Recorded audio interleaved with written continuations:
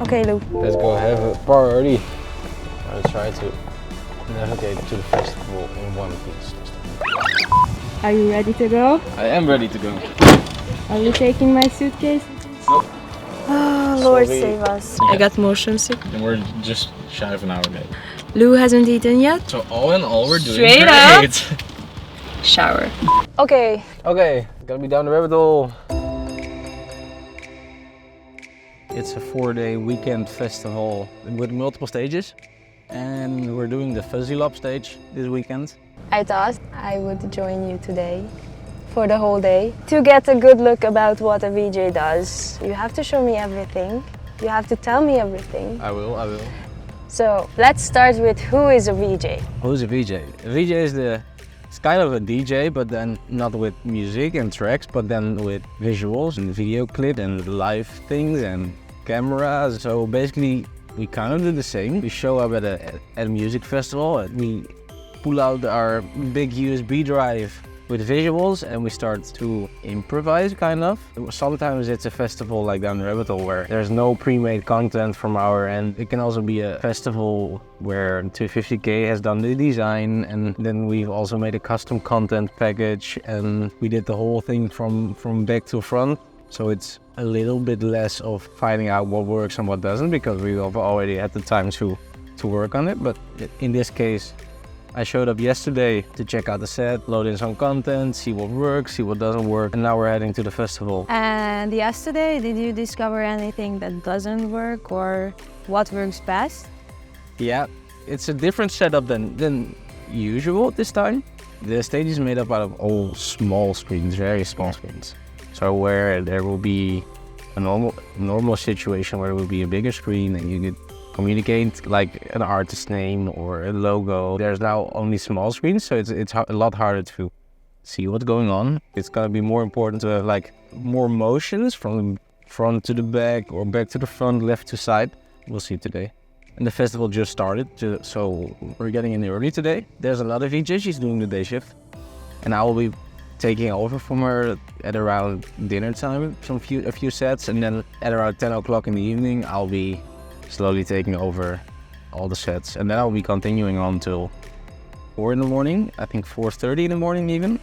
And there's a few artists I know, a few artists I don't know, but that's the whole fun thing about it as well. The same goes for a DJ. You have a crowd with which you have to listen and see the crowd and their reaction, and then tune your setup and your playlist according to them.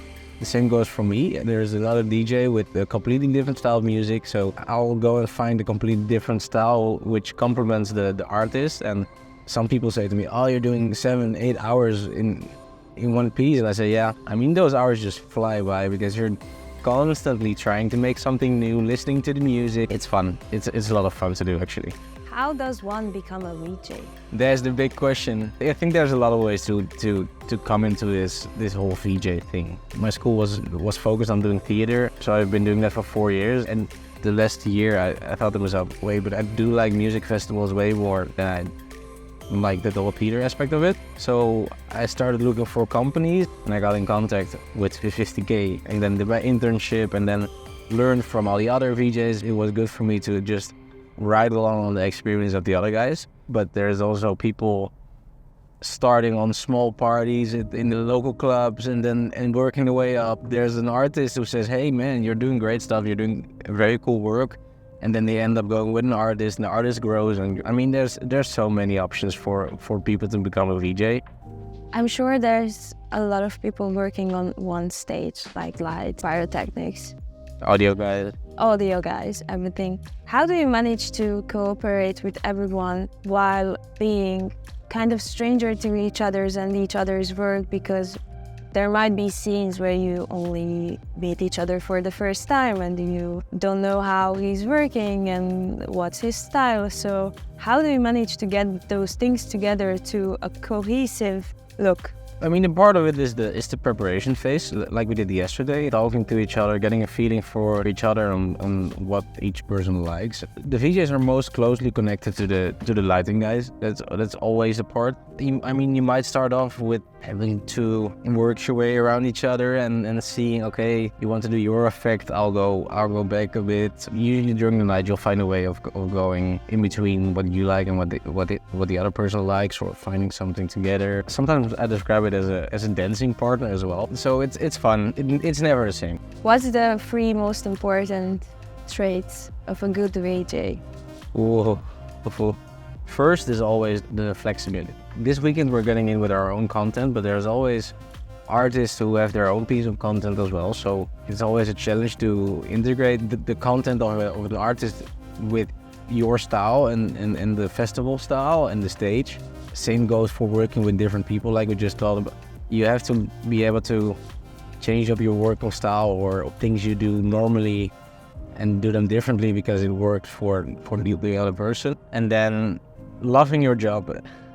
Sounds like a stupid thing. You often make long nights, do long days because you're preparing, and then you want to go to the festival and you want to see this artist, and then there's still a night for you to work. I mean, I love listening to music. I love getting to festivals. I often pinch myself when I'm back on a festival again and oh my god, this is my job. Sounds stupid, I can get paid for going to a festival. Why wouldn't I? And that helps with getting through nights, and the energy of the audience. Everything helps for just finishing something off in a cool way.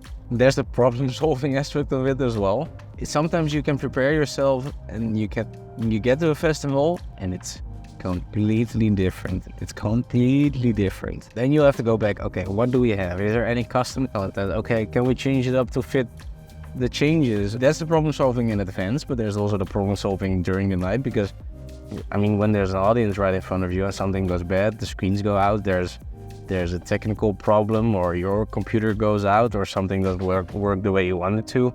There's 2 ways to go about it. You can either stress out, get into an error and Pack your things and go? Yeah, pack your things and go, or just keep your mind in this kind of peaceful state and okay, what is it that I can do? Is it something I can fix? Is it something I can contact someone? So you just have to go step by step. Even if it's a crowd of 1,000 people or it's a crowd of 60,000 people, it should be the same. The show must go on. The show must go on, always. What's your good trait? Why do they choose you to do shows? It's loving my job. Willing to spend the time to learn from other people, do new things. Even sometimes when I'm like, okay, this is a first, fuck it, I'll do it. And if it means I'll need to do the night before and need to work till 4 a.m. and then get up at 7 in the morning to travel somewhere, I'll be fine. And then again, I got to learn from all the good people before me. I mean, there's Chris from our office. He's made some tools for VJing. And I mean, I can learn from Kevin, Carlo, all those great VJs, which I learned from and combined information from all really helped me get to where I am now. Okay. Let's go! Let's go!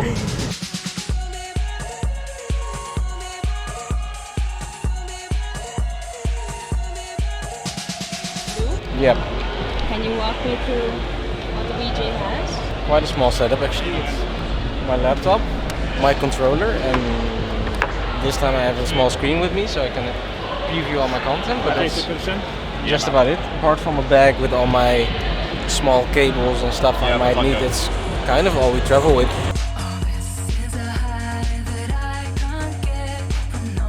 told me in the start that around 10, you're going to take over this thing. I was going to take over, and I was about to take over. Was it not for the fact that the next band doesn't want to have any visuals? I'm going to be working, I'll be there. I'm not going to do much, maybe I'm going to do a lot. I'm not sure yet, but we'll see. It's the whole thing with festivals. You never know what each artist wants for their show. And I think in the end we will end up with doing some visuals still, but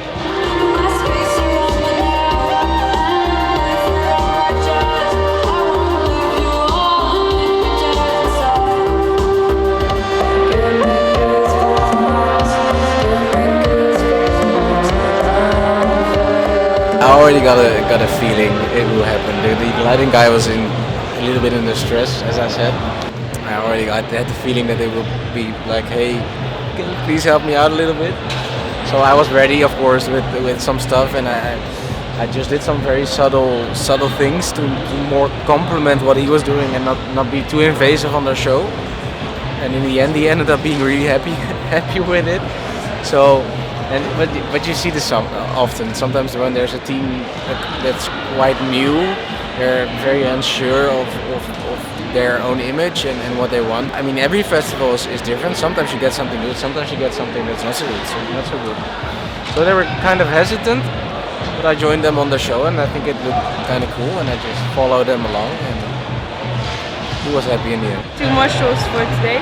Yep, 2 more DJ sets. They allow sometimes for more or less creativity, because there's time for you to put in a few hours and make a few images, but I think we're gonna start.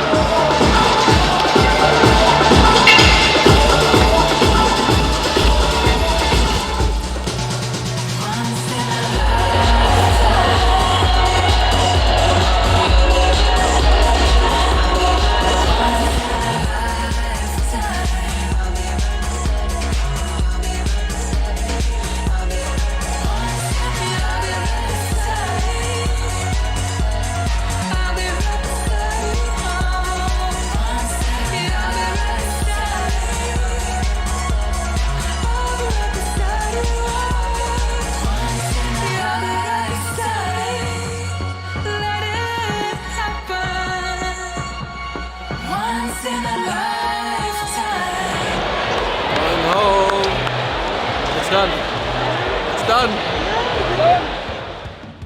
It's 5 a.m. We are going to the car now and going home. I really hope you enjoyed this video and you learned something new about VJs and how to appreciate their work more. If you're interested in the event industry and the VJs work, stage design or anything like that, follow us on Instagram, LinkedIn and TikTok, and of course on YouTube. And see you in the next one. Bye!